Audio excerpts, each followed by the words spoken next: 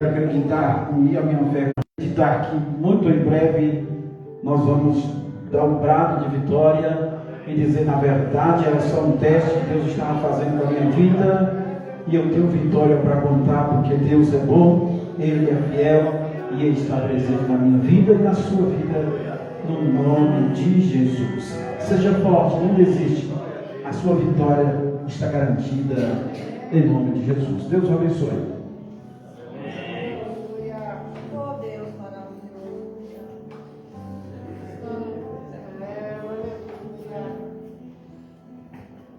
Glória a Deus. Cumprimento a igreja na paz do Senhor. Amém. Glória a Deus. A peleja é renhida, mas o general não vier na frente, né, meus amigos?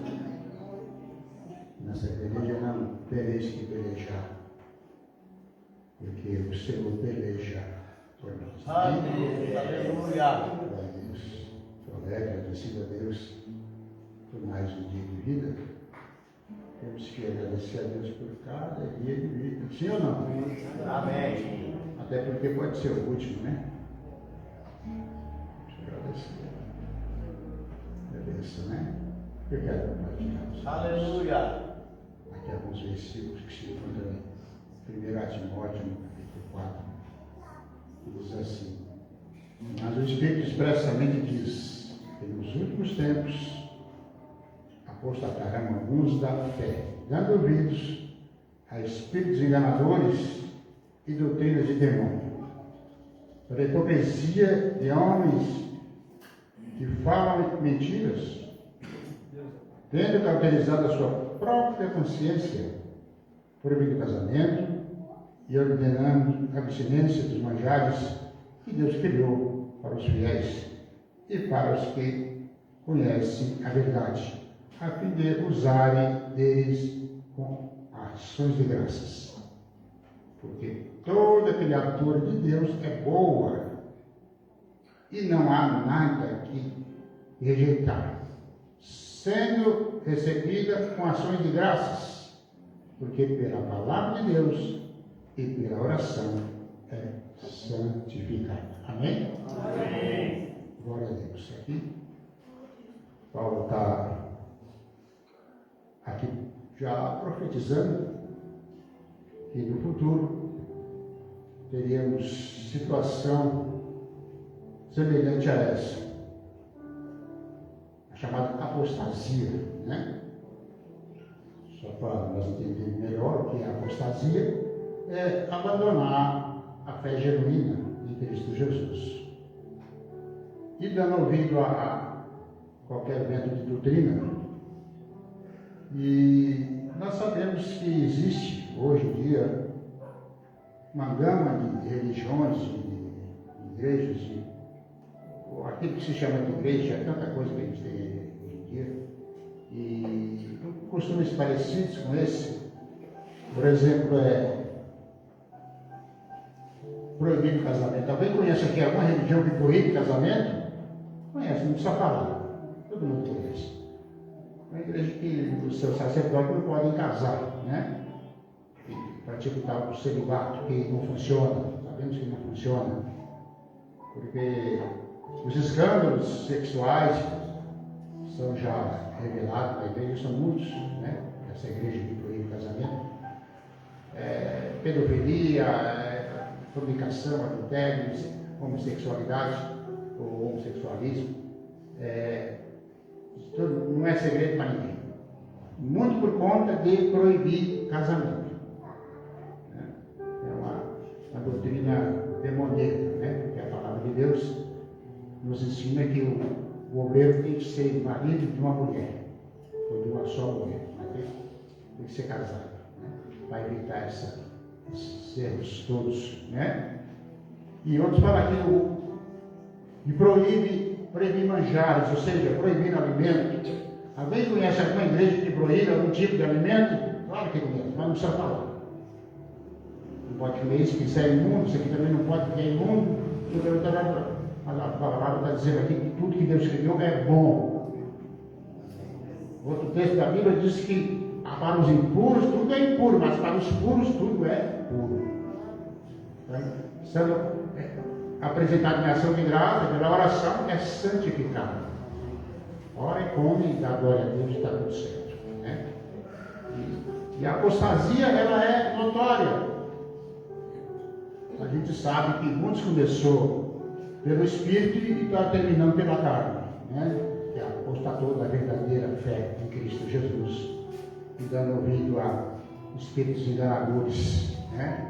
Homens corruptos que ensinam doutrinas antibíblicas, e muitos são presa fácil dessas teorias que se ensinam por aí, que nada tem a ver com Bíblia, nada a ver com a verdadeira palavra de Deus. É apostasia. Sem falar daqueles que já não creem mais nada. Né? Começa pela fé e termina pela carne, porque já não conhece mais nada, já não crê mais na palavra. Não acredita mais em arrebatamento, não quer fazer parte da igreja, porque a igreja, muitas vezes, a pessoa entra na porta errada e lá se depara com uma coisa totalmente esdrúxula e por conta daquilo acaba perdendo a fé. Mas esses tais que estão diante desses trabalhos vai dar conta de cada algo. Porque muitas vezes, por conta de homens corruptos, muitos acabam se apostatando da fé. E a igreja do desviado é maior do que a igreja que está esperando a volta de Jesus. Essa é a realidade. Amém? Agradeço a oportunidade. Amém.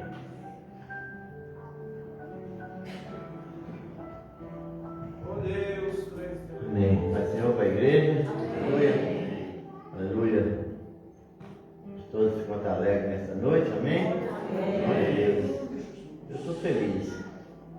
Estou feliz porque Jesus, Ele está aqui. Aleluia. A presença do Senhor, ela é real. Aonde nós estivermos, nós temos a certeza da presença de Jesus. Aleluia. Glória a Deus. Me alegro pela vida da irmã Cida, que já está de volta, e de Guilherme, né? Uma alegria ver vocês de volta. Estava fazendo falta. Amém. Graças a Deus. Deus é maravilhoso, levou e trouxe em paz. Né? Graças a Deus. Eu quero ler na palavra do Senhor, aqui no segundo livro do profeta, no segundo livro de Daniel, de Samuel. Eu estou trocando tudo. Amém. Aqui o versículo 9 diz assim: Então disse Abisai, filho de Zeruia, ao rei: Por que amaldiçoaria este cão morto ao rei, meu senhor? Deixa-me passar e lhe tirarei a cabeça.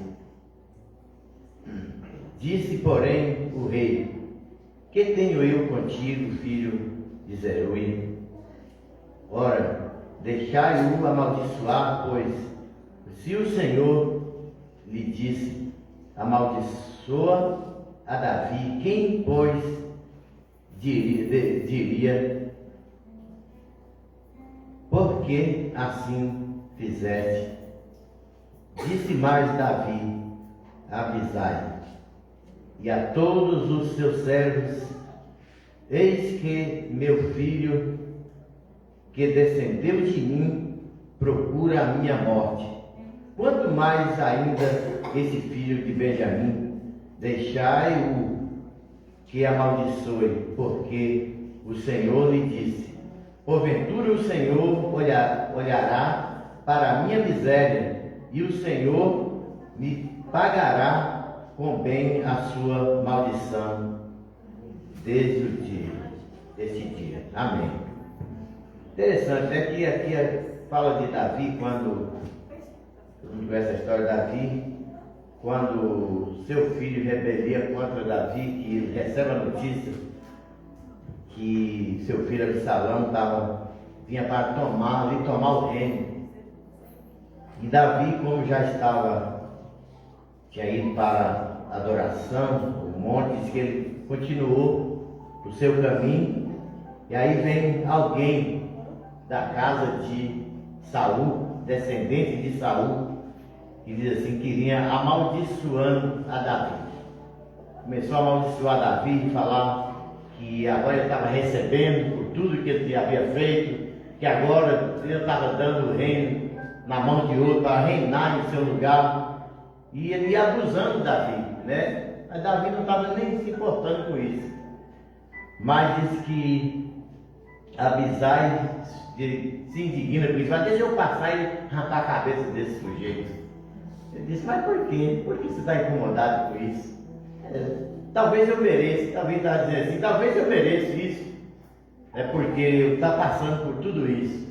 Diz que me importa se esse sujeito, que não é ninguém, está me amaldiçoando. Se o meu filho, que descendeu de mim, da minha casa, quer me matar, que diferença faz isso? Às vezes nós ficamos preocupados com cada besteira que alguém fala de nós por aí. Isso não pode nos atingir, irmão. É como diz um ditado, vamos dizer, né? O que vem de baixo não nos atinge. Né? Então, porque se o meu filho, é o meu filho que descendeu de mim, quer me ver morto, agora eu vou me importar com isso? Mas olha o que ele disse: não tem problema, que porventura o Senhor verá a minha miséria e compadecerá de mim e me pagar com tempo. Isso quer dizer o que, irmão? Que nossa esperança é o Senhor. A nossa vida está na mão do Senhor. Não podemos nos preocupar com essas coisas. Não preocupa com o que alguém fala de você por aí, não. Se eu fosse me preocupar com o que fala de mim, não ia falar de mim, eu não estaria nem aqui mais, né? Se eu fosse me preocupar com o que eu já sofri na pele, eu não vou falar de fora, lá de longe, não, dentro da igreja, eu não estaria aqui. Não é segredo, não, porque eu já vivi dentro dessa igreja, eu não estaria aqui. Mas minha fé está no Senhor, que criou o céu e a terra, né? Então não se importa, não preocupa com o que alguém fala de você. Não se importa, o importante é que você entregou a sua vida ao Senhor, e o seu negócio é com Deus. Davi dizendo, se meu filho quer me matar, eu não estou preocupado com o que esse cão morto fala de mim, né? Então o que representa o que alguém do mundo fala de nós, irmão? O que representa para nós? O que significa isso? Isso só significa porque alguém está irado, porque nós servimos um Deus Todo-Poderoso, né? É porque a nossa vida está na mão do Senhor, não é na mão de homem. Então não devemos nos preocupar, desde que, como diz o lugar, deixe o pau quebrar. Então, portanto, nós estamos firmados na palavra do Senhor. E a nossa recompensa vem do Senhor. Eu sei em quem eu tenho crido e com quem eu tenho compromisso. É com Deus Todo-Poderoso. Amém? Aleluia.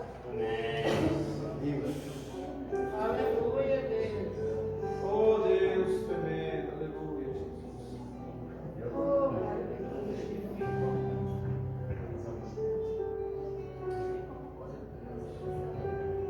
Glória a Deus. Fala todos com a paz do Senhor. Deus é bom, né, irmãos? Deus é maravilhoso. E é bom estar aqui nesta noite. Culto de ensinamento, culto da palavra. Aprender do nosso Deus. Aleluia. João, capítulo de número 9, versículo de número 7 a seguir, diz assim. Versículo 6. Tendo dito isto, cuspiu na terra, e com a saliva fez lodo, e untou com lodo os olhos do cego, e disse-lhe: vai, lava-te no tanque de Siloé, que significa o enviado. Foi, pois, e lavou-se, e voltou vendo. Então, os vizinhos e aqueles que dantes tinham visto que era cego, diziam: não é este aquele que estava sentado e mendigava? Uns diziam: é este.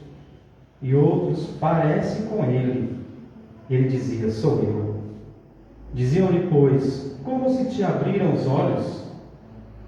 Ele respondeu e disse: o homem chamado Jesus fez lodo e untou-me os olhos e disse-me: vai ao tanque de Siloé e lava-te. Então fui e lavei-me e vi. Disseram-lhe, pois: onde está ele? Respondi: não sei. Glória a Deus. Irmãos, estava observando este texto Já foi falado até pelo nosso irmão Aristides aqui. Não importa o que vai dizer. Estando com Jesus, alguém vai duvidar, alguém vai criticar, mas o importante da nossa vida é permanecer a nossa fé em Jesus Cristo. Este homem, quando Jesus ele tem um encontro com este homem, é interessante que quando Jesus, os discípulos, melhor dizendo, perguntam: Senhor, quem pecou para que este homem nascesse cego? Seus pais? Quem foi que pecou? E Jesus vai dizer: nem os seus pais, nem ninguém, mas tudo isso aconteceu para que o nome do Senhor seja glorificado. A propósito, em tudo, irmãos, nada acontece por acaso, nada está escrito por acaso, nada que passamos nesta vida é por acaso. Deus tem um propósito, louvado seja Deus. E Jesus vai e unta, cuspe no chão, pega um pouquinho de barro, passa nos olhos daquele cego, diz: vai até o tanque de Siloé e lava-te. Aquele homem obedece à voz de Deus, à voz de Jesus, e vai até o tanque e lava. E quando ele está retornando, vendo, os vizinhos começaram a duvidar: não era este que estava aqui mendigando? Alguns diziam: parece com ele mesmo. Mas ele vai dizer: sou eu mesmo. Eu estava mendigando, eu era cego, mas eu tive um encontro com Jesus e agora eu estou bem, e louvado seja o nome do Senhor Jesus. Quem faz isso, irmãos, é Jesus. Obedeça a palavra do Senhor, independente do que estão falando, se é ou se não é. Você sabe quem você é, você sabe de onde você veio, você sabe de onde você está e o porquê que você está, e você está na presença do Deus verdadeiro, louvando e engrandecendo o nome do Senhor Jesus Cristo. Aonde ele está? Alguns diziam: não sei, eu só sei que eu era cego e eu estou vendo, louvado seja Deus. Amém.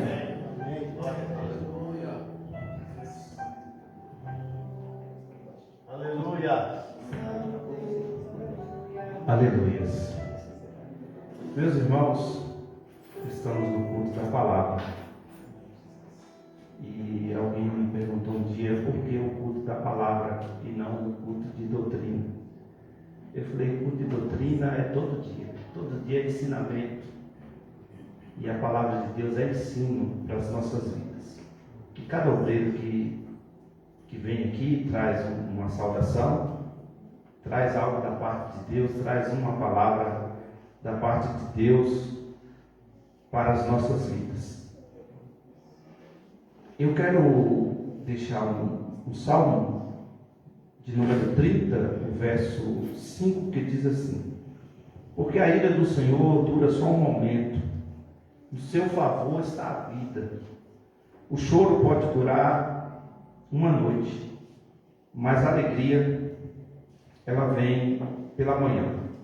Eu dizia na minha prosperidade: não vacilarei jamais.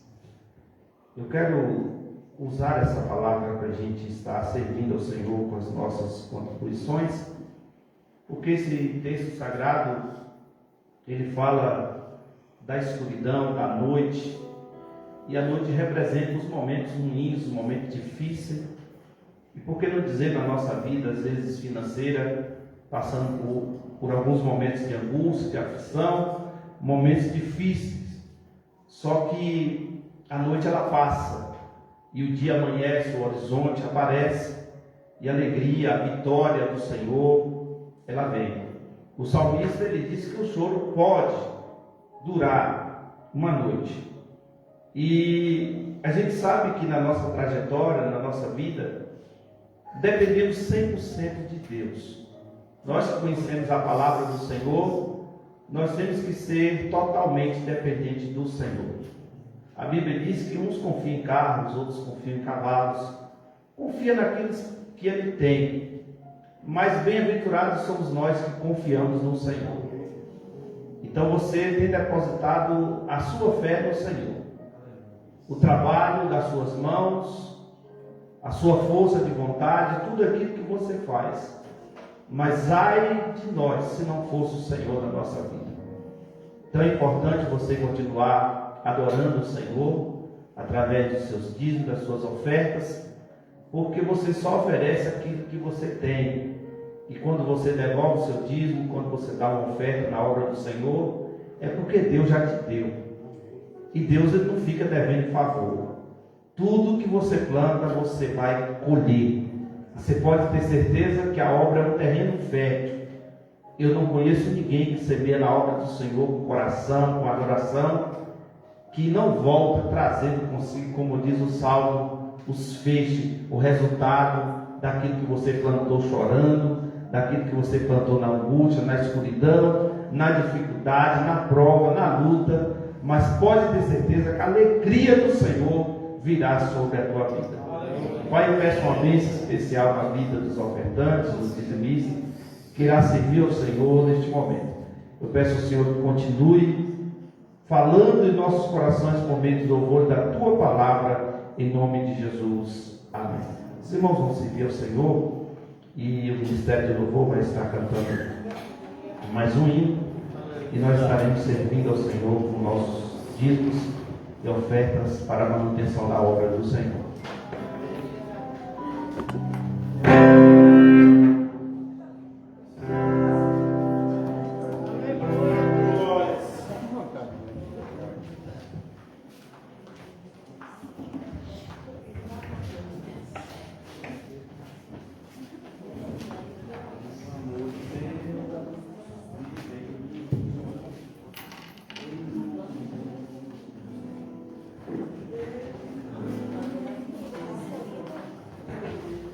Aleluia.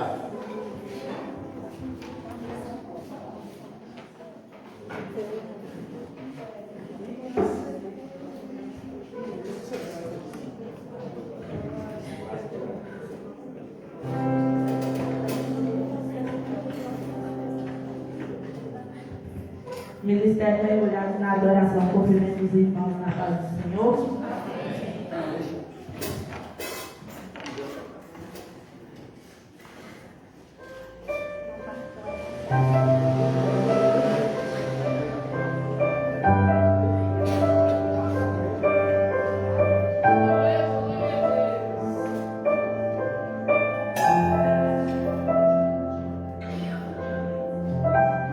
Bem sei eu que tudo podes, nenhum dos teus planos podem se frustrar.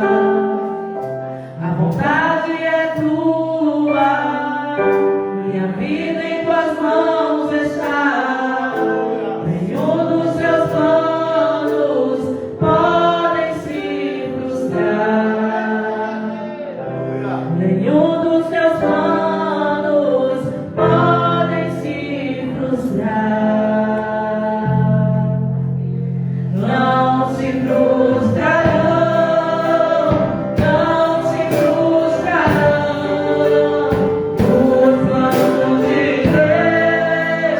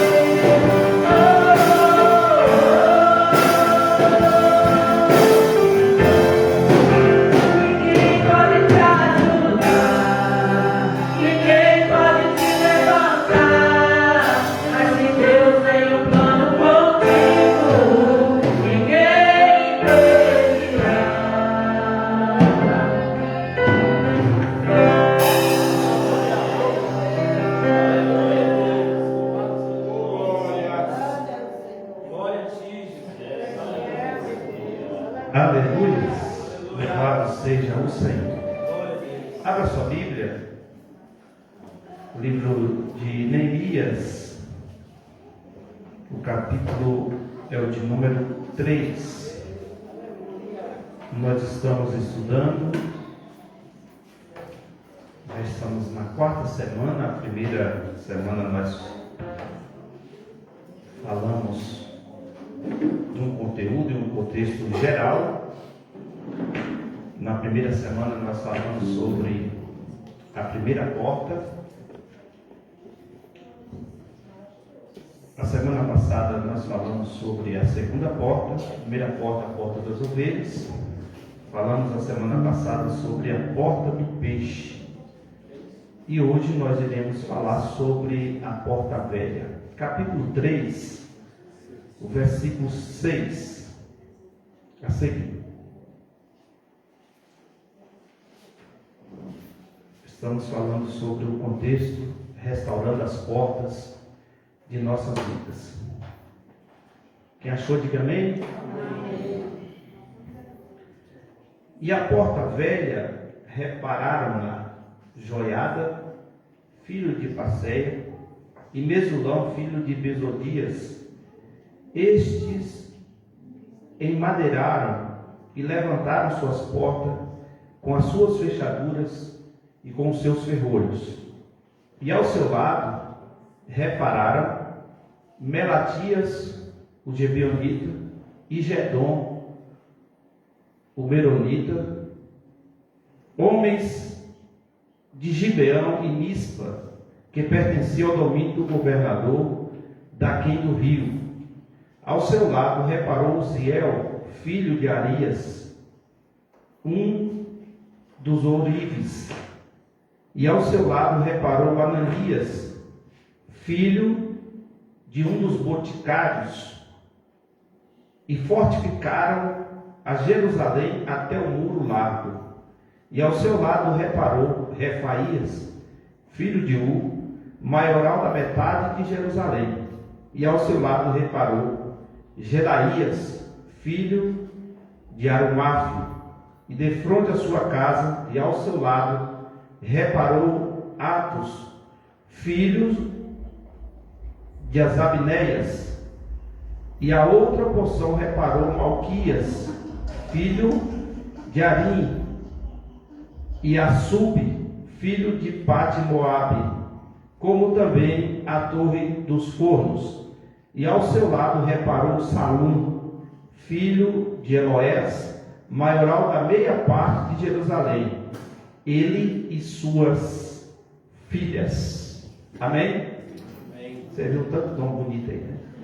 Senhor nosso Deus, mais uma vez estamos diante da sua inerrante palavra, para aprender mais de Ti, Senhor. Abre a nossa mente, o nosso coração, para aprendermos da Tua palavra, Senhor.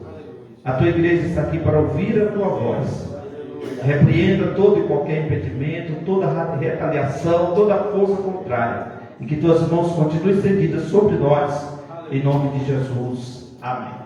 Você pode se sentar. Toda atenção agora é pouca.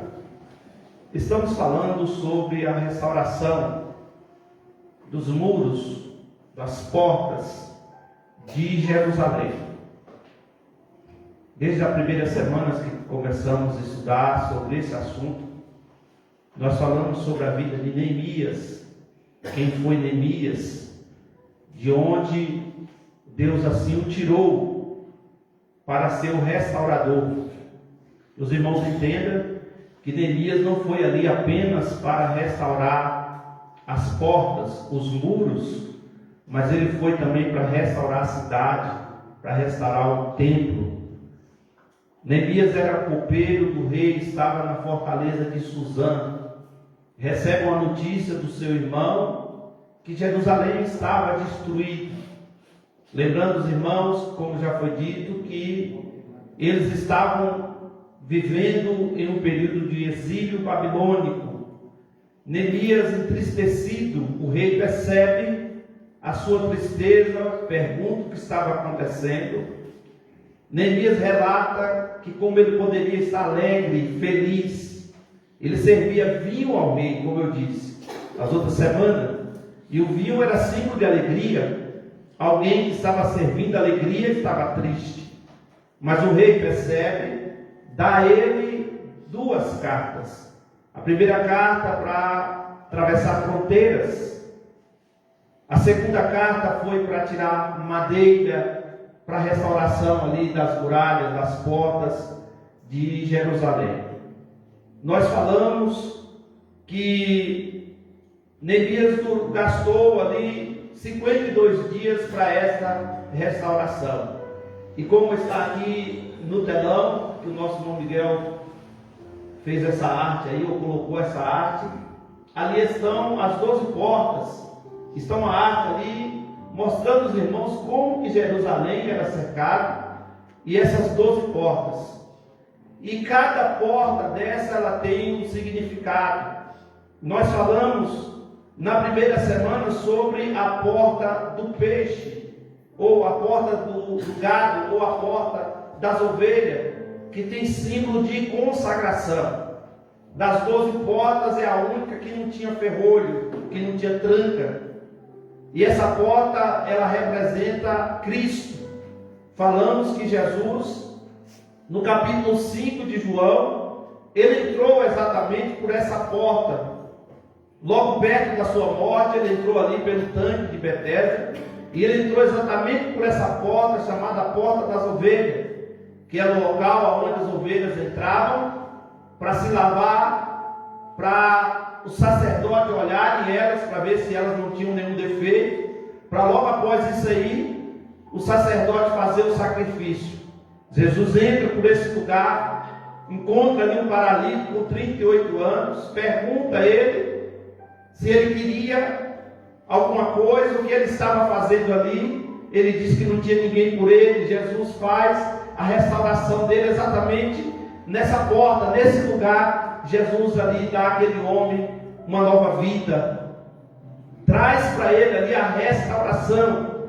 Nós falamos também na semana passada sobre a porta do peixe, e essa porta do peixe fala de negócios. Essa porta do peixe fala aonde as pessoas entravam ali para comercializar, era o local de entrada e de saída do comércio de peixe ali de Jerusalém. Falamos sobre o significado das pessoas que ajudaram na restauração dessa porta chamada Porta do Peixe. E hoje nós vamos falar sobre essa porta velha, que é a terceira porta, ou como diz a Bíblia lá no segundo livro dos Reis, no capítulo 14 e o versículo 13, que chama ela de porta de esquina. Se os irmãos observarem ali pela geografia bíblica, ela ficava exatamente em uma esquina, por isso que era chamada de porta de esquina ou porta velha. É considerado pelos estudiosos que essa foi a primeira porta construída muito tempo atrás, lá no tempo de Abraão, lá no tempo quando Melquisedeque, rei de Salém, sacerdote.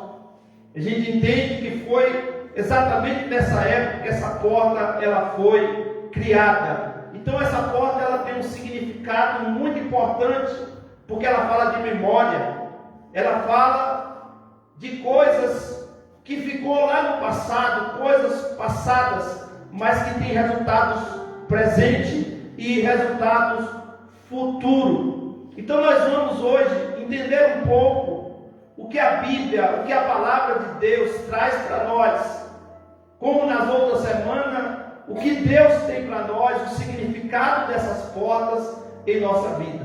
Essa porta chamada Porta Velha, no capítulo 3, versículo 5, e a porta velha repararam na Joiada, filho de Passeia, e Mesulão, filho de Bezonias. A gente percebe que essa porta antiga, ela tem alguns significados. E o primeiro que eu quero relatar nessa noite, que ela foi a primeira porta ser construída ali em Jerusalém. E por ela ter sido a primeira, ela traz para nós memória, aquilo que foi construído primeiro, aquilo que alguém com muito esforço construiu. Essa porta, diferente da porta das ovelhas, ela tinha fechaduras, ela tinha ferrolho, porque era uma porta que teria que ser protegida. E nós temos que entender como significado em nossa vida tem coisas velhas que precisam ser restauradas em nossa vida, coisas que nós deixamos para trás, coisas que nós deixamos de fazer. Os irmãos vão entender no decorrer desse estudo que essa porta velha, ela traz um significado para nós muito interessante, porque nós não podemos esquecer das coisas do passado. Nós temos que entender que tem coisas do passado que servem para nós no presente e servirá para nós no futuro. Então nós observamos aqui que ela ficava exatamente na curva da muralha, porta de esquina. Se entendermos o significado dela em nossas vidas, nós vamos ver que ela foi reparada. E aqui os irmãos percebem que, diferente das outras portas, envolveu aqui muitas pessoas. Porque essa porta aqui, irmãos, era uma porta que era a porta comercial. Era onde entrava, era onde saía. Era uma porta chamada principal. Era uma porta que as pessoas ali teriam que entrar por ali para comercializar. Se os irmãos perceberam, o versículo 8 fala de um homem por nome Uziel, filho de Arias, que era um dos ourives, pessoas que mexiam com ouro. Fala também que Ananias, filho de um dos boticários, representantes comerciais de perfumes da época. Então era uma porta comercial, era uma porta onde entravam as mercadorias, era onde as pessoas ali comercializavam os seus produtos. E fortificaram a Jerusalém até o Muro Largo. Aí os irmãos vão vendo que tinha uma outra maioria, porque todas as portas, se os irmãos repararem no texto bíblico, não tinha apenas uma pessoa fazendo o serviço. Tinha gente do lado de cá, mas também tinha gente do lado de lá. Era uma equipe grande.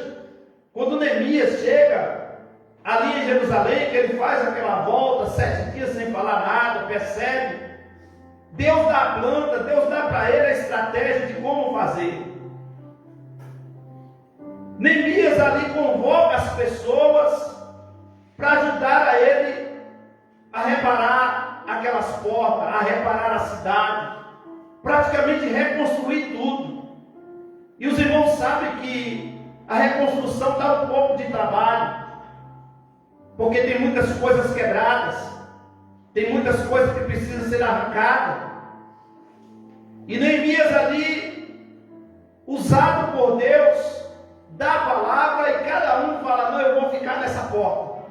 E a gente percebe que uns vão para uma porta, outros vão para outra. E aqui, irmãos, o que deixa intrigante o texto é que aqui vem muitas famílias envolvidas.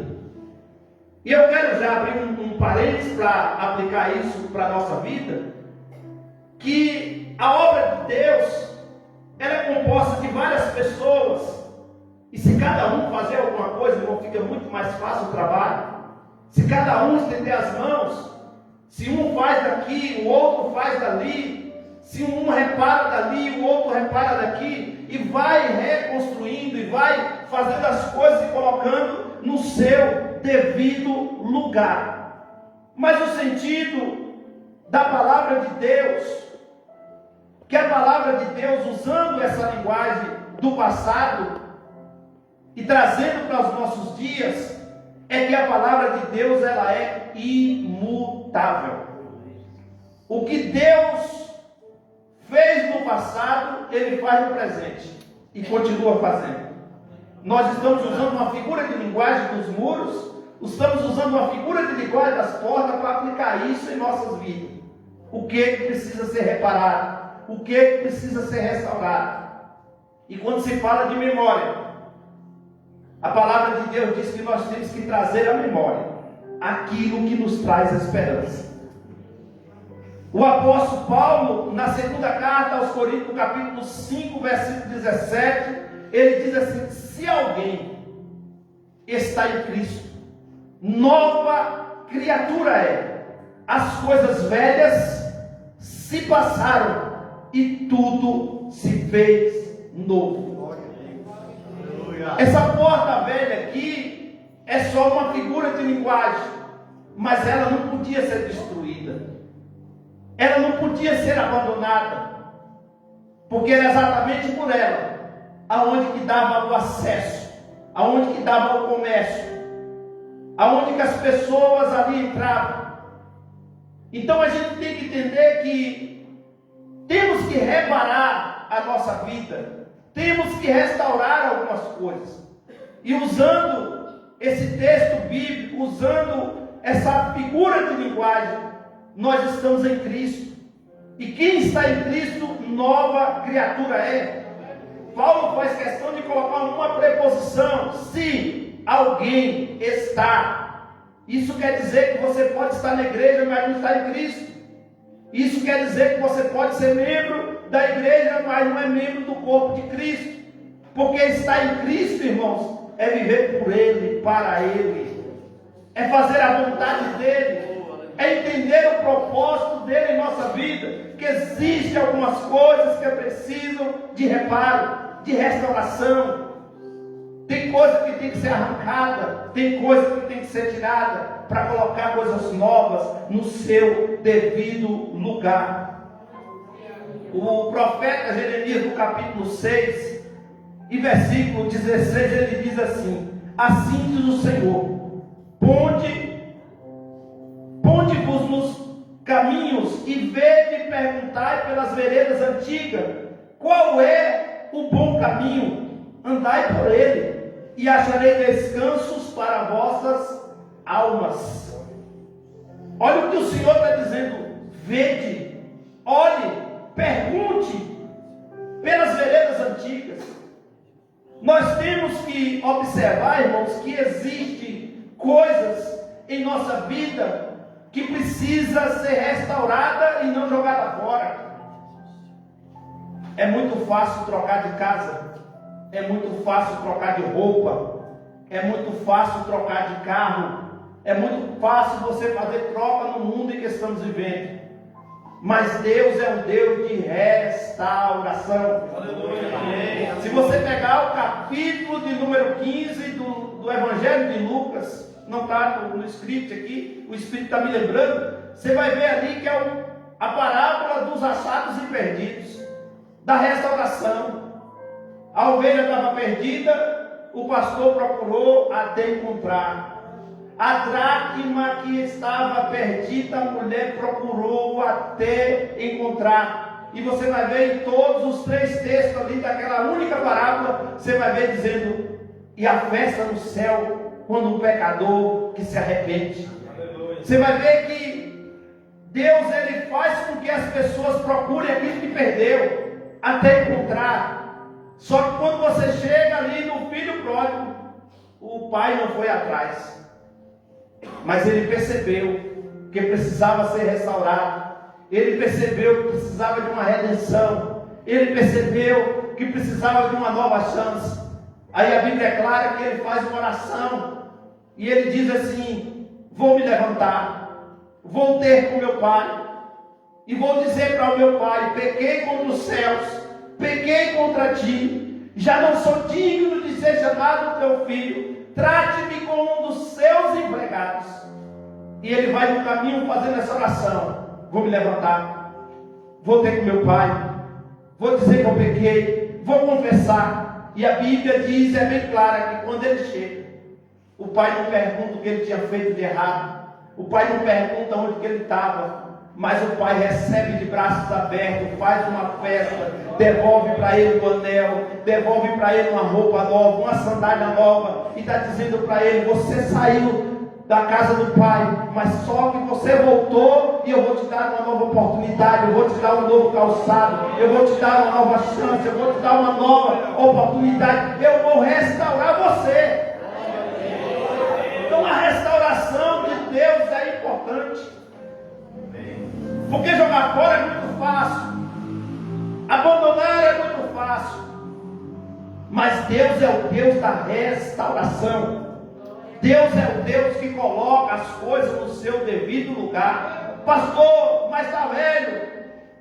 As coisas velhas, Deus faz se tornar novas. As coisas impossíveis, Deus faz se tornar possível. Então Deus, Ele não vai mudar, apesar das coisas às vezes serem antigas, e como muitas pessoas querem rotular a Bíblia como antiga, atrasada, retrógrada, mas a Bíblia diz, irmãos, que a palavra de Deus, ela é viva, ela é eficaz, ela é penetrante, ela é como espada de dois gumes, que ela vai na divisão da alma, do espírito, na junta, nas medulas, e é apta para discernir até as intenções do nosso coração. A Bíblia é passada, irmão, mas ela é presente e é futuro. Então não precisa alguém dizer que tem que renovar a Bíblia. Não precisa alguém dizer que tem que mudar as palavras que está escrito na Bíblia, porque ela é nova, ela é fiel. E outra coisa, irmão, tudo que você pensar, ou tudo que você colocar no papel e falar assim, eu vou caçar resposta na Bíblia, tem.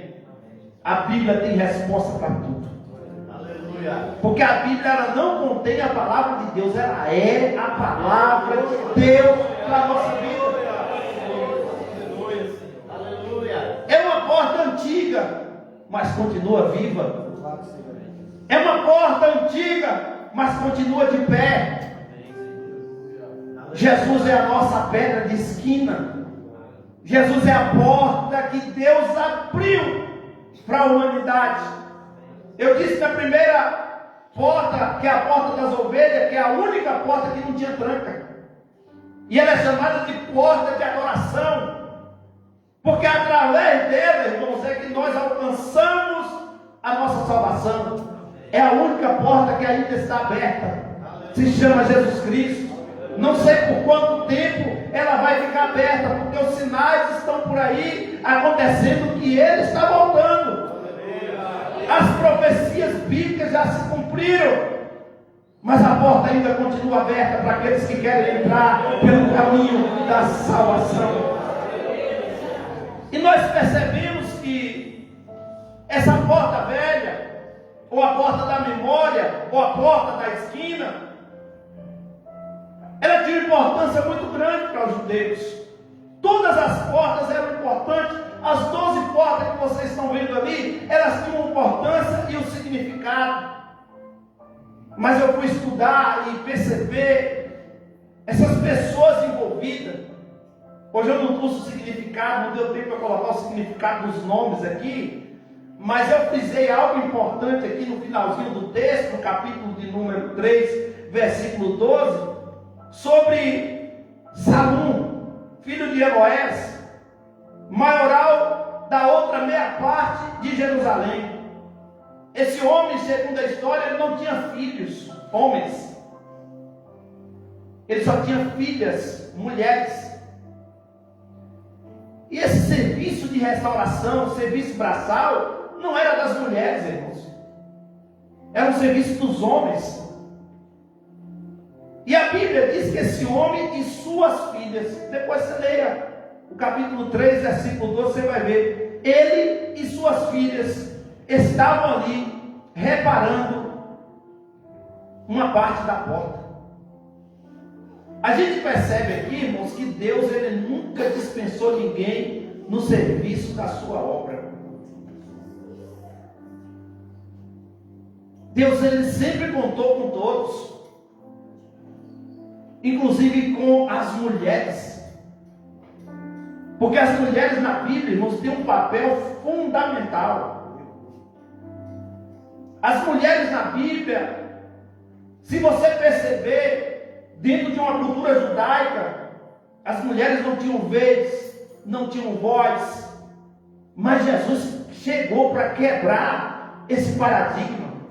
Jesus chegou para quebrar essa religiosidade da época. Você não pode, você não pode, você não pode, você não pode. Jesus falou, pode sim. Eu estou lembrando aqui que Jesus estava na casa de um homem por nome Simão. E ele estava ali à mesa, sentado com aquele homem. E a mesa da época não era como a mesa de hoje, era um lugar no chão. E eles sentavam inteiramente no chão, colocavam os pés para trás. E a Bíblia diz que entrou uma mulher naquela casa. E aquela mulher não era uma mulher comum. Era uma mulher desprezada pela sociedade. Era uma pecadora, como a Bíblia diz.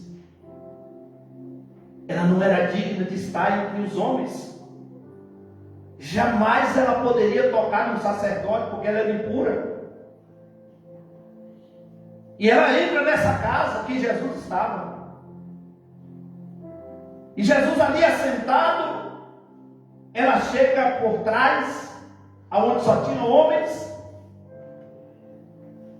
solta o cabelo.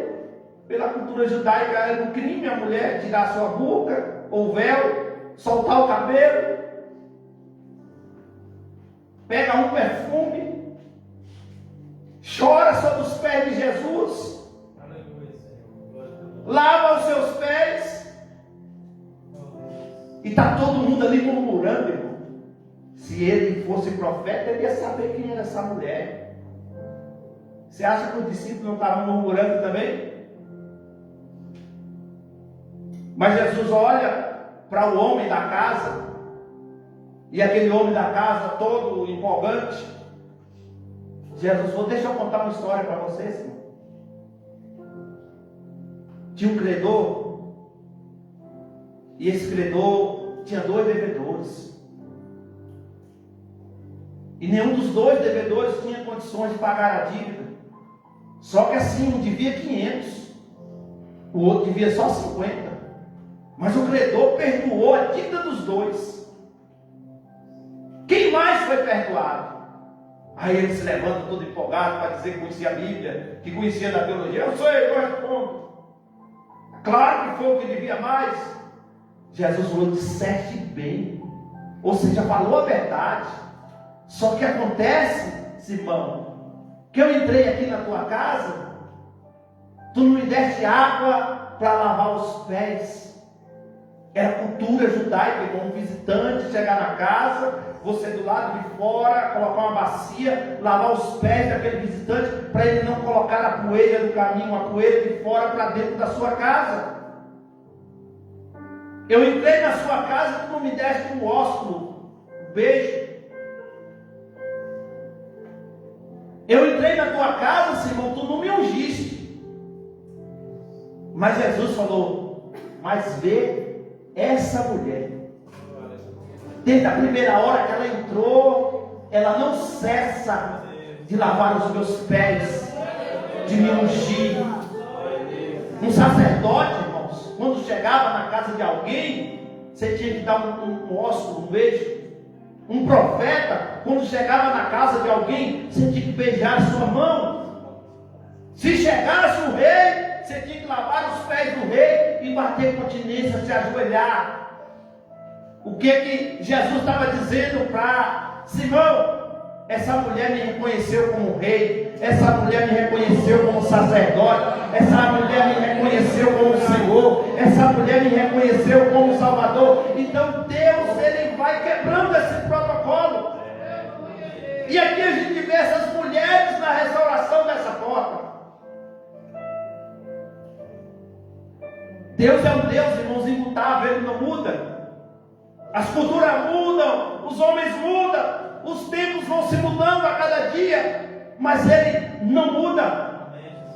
Tem um hino que diz que Deus não muda, o tempo muda, mas Deus continua o mesmo. E as pessoas perguntam, Aonde está Deus nessa guerra? Está no mesmo lugar. Mas Israel está em guerra. Deus está no mesmo lugar que ele sempre esteve. Deus é o guarda protetor de Israel.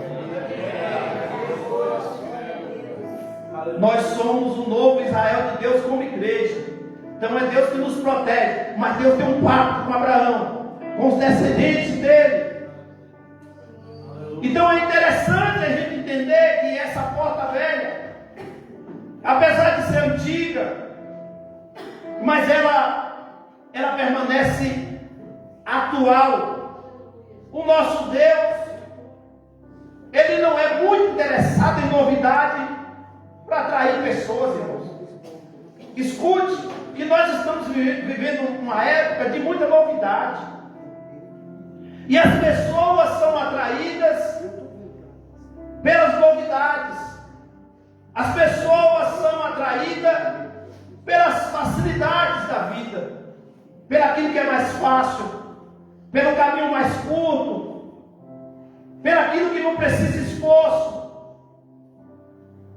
Mas Deus continua o mesmo. A escada que Jacó viu tinha degrau, não era um elevador. A gente tem que entender que Deus continua do mesmo jeito, é degrau por degrau, degrau por degrau. Todo crescimento precoce é ruim. Deus, ele continua o mesmo. Então, as pessoas estão trazendo novidades, as inovações, mas a porta continua do mesmo jeito.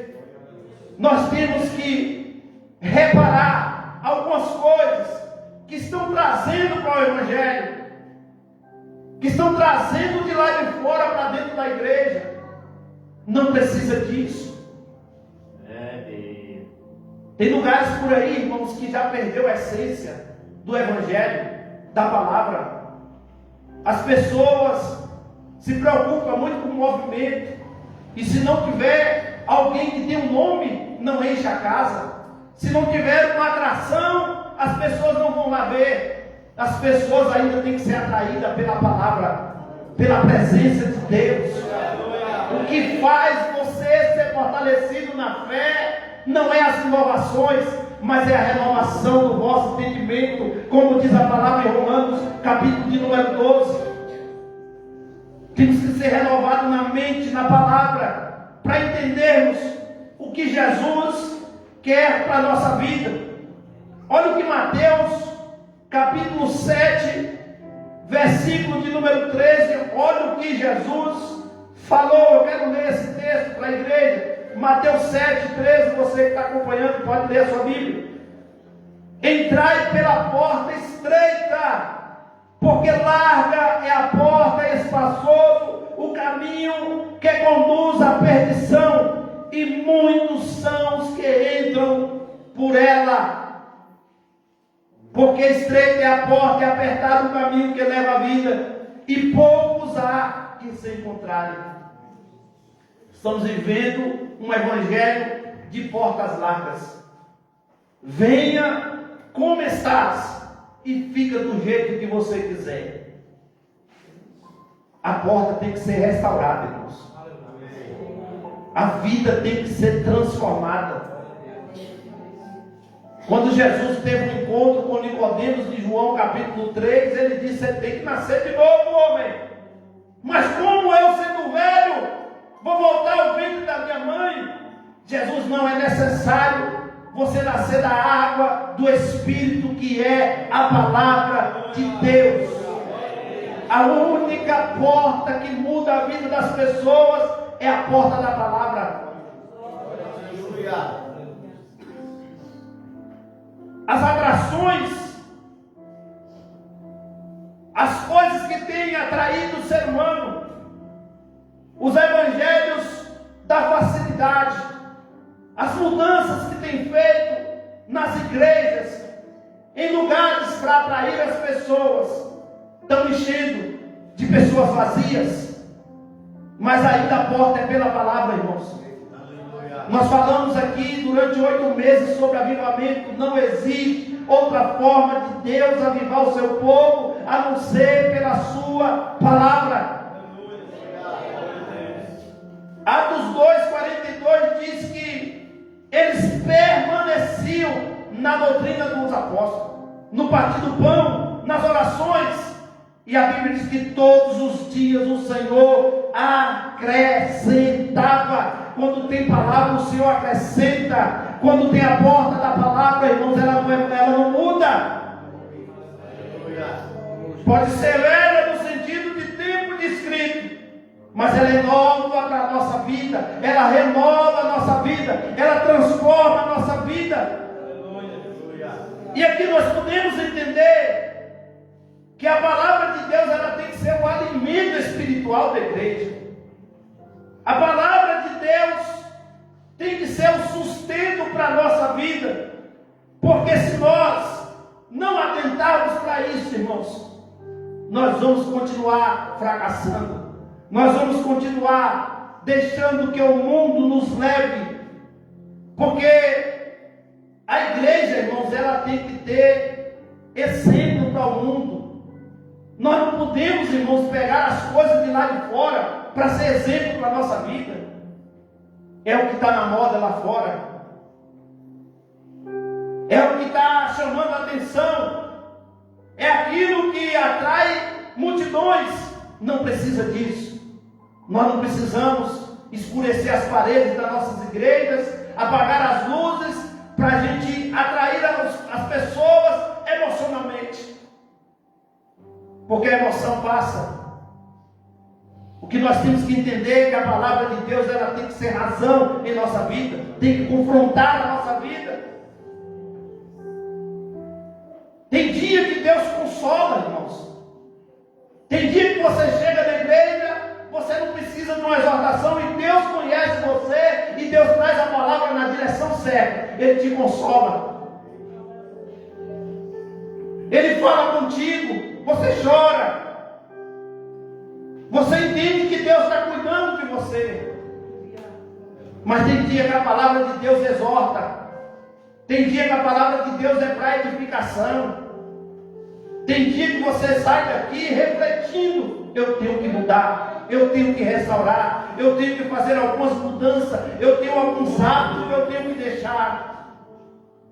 Eu fiz alguns exames e a gente percebe que alguns hábitos alimentares, algumas coisas você vai ter que deixar de fazer, porque senão a situação piora.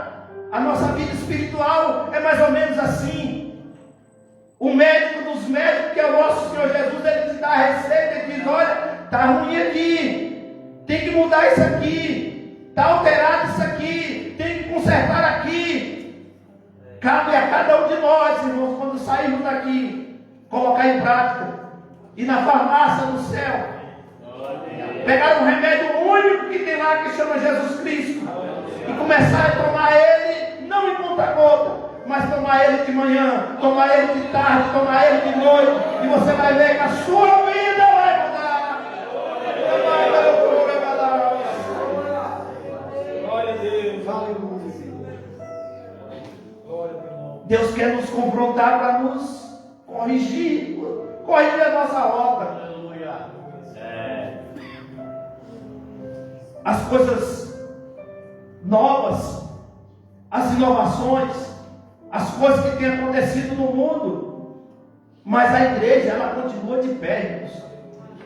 A igreja, a mensagem da igreja, ela ainda é única ainda. Jesus salva, Jesus cura, Jesus liberta, Jesus transforma, Jesus voltará, Jesus batiza com o Espírito Santo. Essa mensagem, irmão, não faz mal para ninguém, muito pelo contrário, traz vida com abundância.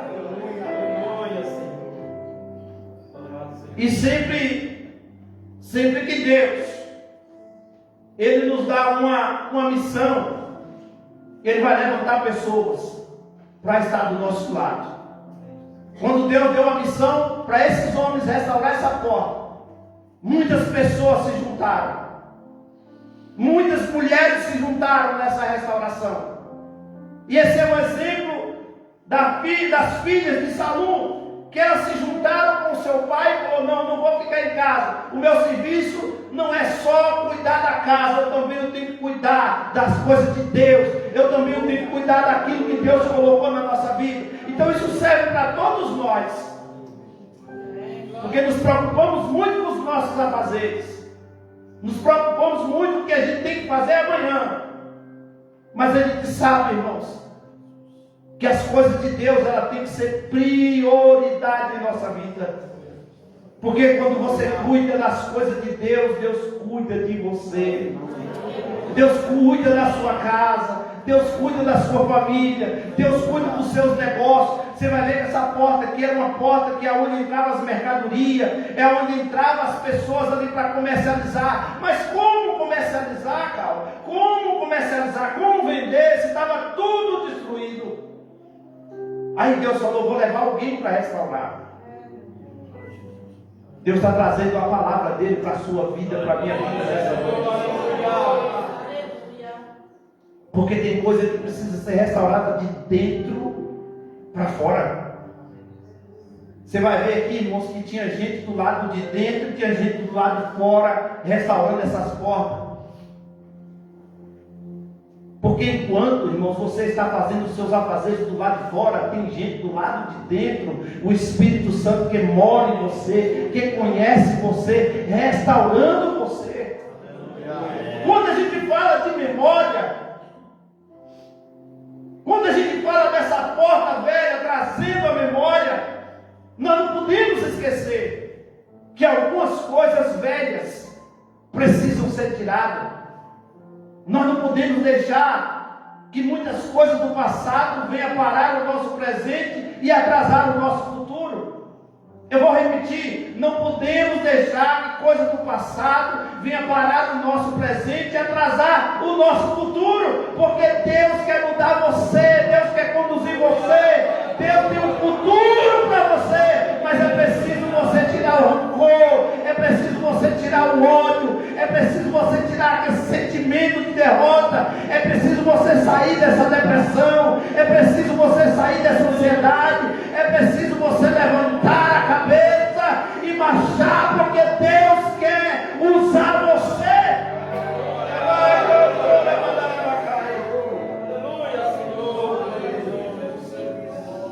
E para encerrar, as portas da atualidade, que são portas novas, aí vem a porta do humanismo, do feminismo, do relativismo, do modismo, das extravagâncias religiosas, dos gurus da internet que a gente vê por aí, que não tem história, não tem pastor, não tem igreja, mas entra numa live, entra na internet por aí, e tem muito crente seguindo esse tipo de gente, irmão. Volta para a palavra. Volta para a palavra de Deus. Volta a frequentar os cultos de ensino, os cultos de quinta-feira, a escola bíblica dominical, os cultos de domingo à noite, o evangelismo. Volta para a oração, volta para o jejum, porque é isso que Deus quer da nossa vida. As mensagens de autoajuda. Antigamente, quando não tinha internet, tinha caixinha de promessa. Você chegava na casa, tinha aquela caixinha de promessa, e eu nunca vi uma caixinha daquela de promessa com coisa: vai te converter, vai ter uma formiga preguiçoso. Era só coisa boa. Mas Deus, irmãos, Ele tem coisa boa, mas Deus também confronta, Deus também te afronta, porque é no confronto que tem mudança, é no confronto que você recebe. Quando Jesus chegou para a samaritana, Jesus confrontou ela: chama meu marido. Não tem. Tu não tem mesmo não. Tu não tem como me dar água, mas eu tenho água viva. Como é que é essa água? Jesus deu uma água viva para ela, e naquele momento ela se converte, entende que Jesus era o Senhor, e a partir dali ela larga o cântaro para trás e vai ser uma pregadora, missionária, e a Bíblia diz que por onde passasse iria falar dela, e eu estou aqui falando dela hoje, sabe por quê? Porque a mensagem de Jesus foi confrontadora para ela, revelou os seus pecados, as suas mas Jesus trouxe ela para perto, e quando ela foi, ela já não foi mais uma mulher adúltera, mas ela foi uma missionária pregando a palavra, dizendo: eu encontrei Jesus. E quem encontra com Jesus tem mudança. Quem entra pela porta chamada Jesus tem mudança, e a mudança foi essa: eu encontrei Jesus, eu encontrei Jesus, eu encontrei Jesus. E as pessoas começaram a vir para a beira do tanque, e quando chegou ali, Jesus pregou a palavra. Ela foi a fonte que Jesus precisava para entrar em Samaria. Então vamos parar, irmãos, e vamos voltar para o Evangelho da graça. Aleluia, Senhor. A igreja, irmãos, ela tem que ser influenciada. A igreja tem que influenciar o mundo, não o mundo influenciar a igreja. Eu estou com saudade dos compositores de hinos, irmãos, que a nossa igreja tinha. Eu estou com saudade daqueles homens e mulheres de Deus que eram levantados por Deus. É por isso que eu peço aos grupos: vamos cantar os hinos antigos. Porque você vai cantar esses hinos novos, irmãos, é uma falta de respeito com o nosso Jesus. É você para lá, é você para cá. É muito movimento, é muito pula-pula. Mas os mais belos hinos e poesias foram escritos em tribulações. Quando a gente pega as coisas que Deus fez no passado, as pessoas que Deus usava no passado, a gente vê hoje, irmãos, o mundanismo, as coisas se modernizando. Isso é muito bom, a modernização. A mundanização não. Tem pessoas que têm coragem de pegar uma música mundana lá fora e colocar uma letra evangélica em cima porque faz sucesso. Infelizmente, as pessoas têm trazido isso para dentro da igreja. Mas nós temos que entender, irmãos, que nós nunca precisamos disso. Nas Assembleias de Deus, nós somos hoje o que? A quarta geração. Eu ainda faço parte ainda da terceira geração. E essa geração era uma geração que não tinha internet, que não tinha muita coisa. Os nossos pais na fé não tinham carro como nós temos para andar, não tinham uma vida que nós temos hoje, mas era um homem cheio do Espírito Santo. Não tinha a leitura que nós temos, a teologia que nós temos, recapitulava o versículo. Eu sou de uma época que li o texto bíblico e ficava recapitulando, e dentro daquilo ali Deus dava a mensagem para o pregador. Hoje nós temos tudo, irmãos. E o que está faltando? Por que a porta está destruída? Por que tem muita coisa fora do lugar? Precisamos entender que a restauração de Deus em nossa vida começa por nós. Nós às vezes ficamos querendo que o outro conserte, que o outro muda, mas Deus está falando conosco nessa noite. Eu quero começar por você. Eu quero trazer à memória aquilo que me traz esperança. Deus está trazendo para a nossa geração, que muitos chamam de geração fraca, muitos chamam de geração desobediente, fria. Mas é no meio dessa geração que Deus tem os remanescentes, que Deus tem um povo que ainda ama a palavra. Olha a igreja, irmãos. Antigamente o ensino o povo não vinha, mas agora o povo está vindo, está congregando. Sabe o que é isso? É porque o povo está entendendo que se não for pela palavra, nada muda, nada acontece. É a palavra, é a palavra, é a palavra. Quando a gente vê o povo voltando para a palavra, a gente entende que Deus está restaurando, Deus está mudando, porque a gente tem que tomar gosto de volta pela palavra.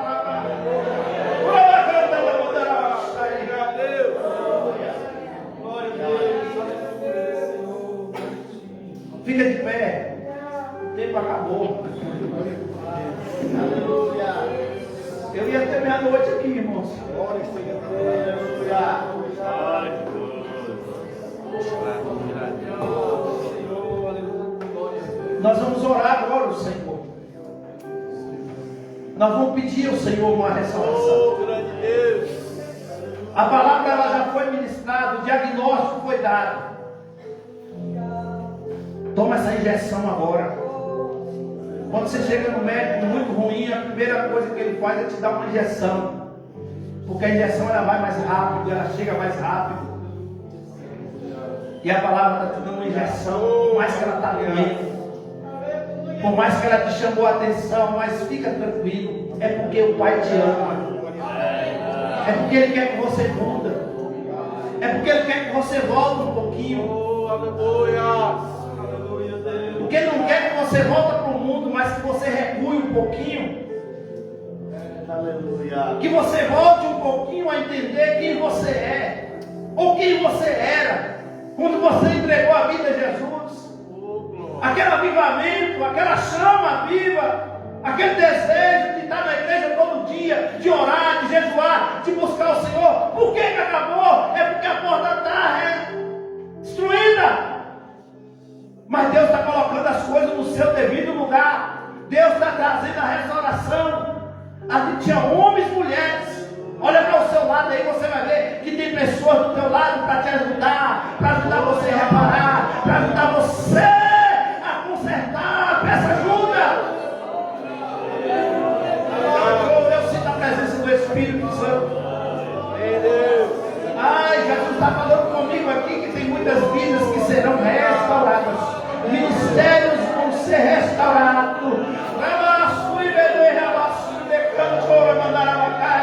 Dons estão sendo restaurados, porque a porta da palavra está aberta para você nesta noite.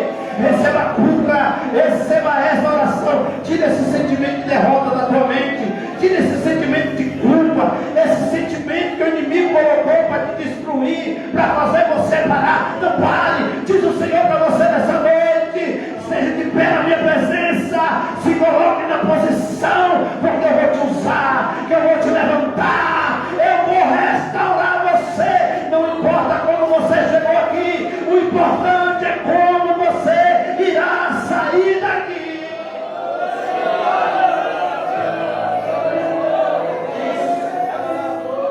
O Sambalate estava de fora dizendo que não vai dar certo, não vai conseguir, tem pouco tempo. Mas Neemias, junto com aquela equipe, ele diz assim: eu não posso parar, eu estou fazendo uma grande obra, você está fazendo uma grande obra, não pare, não pare, não pare, não pare, continue marchando, continue adorando, continue glorificando ao Senhor, porque Ele quer mudar a sua vida, Ele quer restaurar você, Ele quer usar você nesta última obra.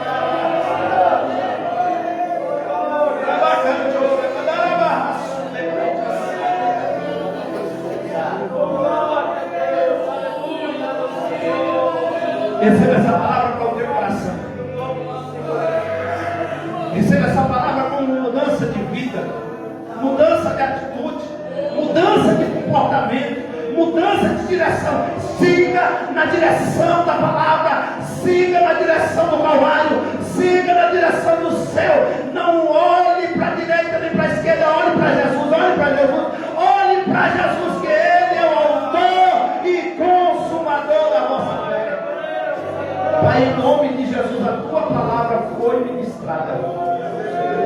E eu creio, Senhor, que ela nos está dando direção nessa noite.